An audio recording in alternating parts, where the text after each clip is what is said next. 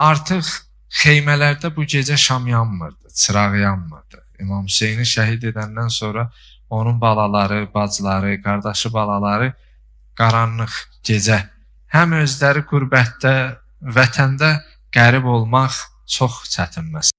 Adam öz vətənində qərib ola, bu ağırdır. Başqa yerdə qərib olanda adam qəbullanır ki, öz yeridir. Amma öz doğma diyarında o ümmət ki, bilə sən Peyğəmbər balasısan, Peyğəmbər ailəsisən, o xanədandansan, amma yenə sənə hörmətsizlik edələr, bu insan üçün çox ağır olar.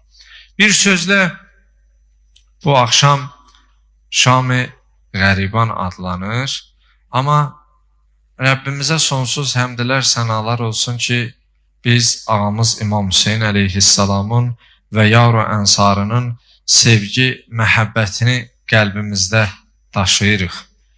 Allah bu sevgi, məhəbbəti bizim qəlbimizdən heç zaman almasın.